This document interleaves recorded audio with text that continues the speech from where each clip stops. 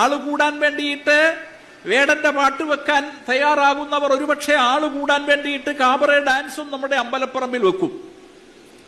വേടനോട് എനിക്ക് വ്യക്തിപരമായ വിരോധമൊന്നുമില്ല.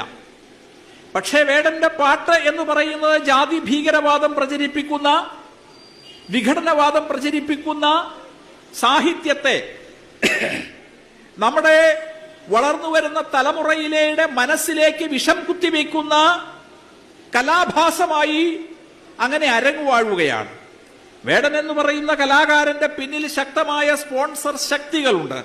സൂക്ഷ്മമായി പഠിച്ചാൽ അത് ഈ രാജ്യത്തിന്റെ വിഘടനം സ്വപ്നം കണ്ട് കഴിയുന്ന തമോമയ ശക്തികൾ അയാളുടെ പിന്നിലുണ്ട് എന്ന് കൃത്യമാണ്. അത്തരം കലാഭാസങ്ങൾ നമ്മളുടെ നാലമ്പലങ്ങളിലേക്ക് കടന്നു വരുന്നതിനെ ചെറുത്തു തോൽപ്പിക്കാൻ നമുക്ക് കഴിയേണ്ടതാണ്. വഴിക്കൂടി നടക്കാൻ പറ്റാത്ത ആളുകളുണ്ടായിരുന്നു കേട്ടോ, പറയന്മാര്.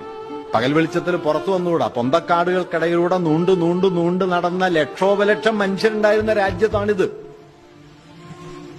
സഹസ്രാബ്ദങ്ങൾക്ക് മുമ്പൊന്നുമല്ല, 20-ാം നൂറ്റാണ്ടിന്റെ പകുതി വരെ പകൽ വെളിച്ചത്തിൽ തലയുയർത്തി നിൽക്കാൻ പറ്റാത്ത മനുഷ്യർ, മുട്ടിന് താഴെ മുണ്ടെടുക്കാൻ വയ്യാത്ത മനുഷ്യർ, കടയിൽ ചെന്ന് ഉപ്പ് എന്ന് ചോദിച്ചാൽ തല്ലിക്കൊല്ലപ്പെടുന്നവർ. 19-ാം നൂറ്റാണ്ടിലെ കേരളം വായിച്ചു നോക്കണം. ഭാസ്കരനുണ്ണി എഴുതിയിട്ടുണ്ട്.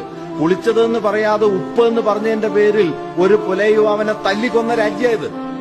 അവിടെ നിന്നാ നമ്മൾ ഇവിടെ എത്തിയത്. ഇവരുടെ ആരുടെയും സൗജന്യ ബുദ്ധി കൊണ്ടല്ല, ആചാരങ്ങളെ ലംഘിച്ച് ഇവിടം വരെ എത്തിയത്. അതിന്റെ പേരാ നവോത്ഥാനം.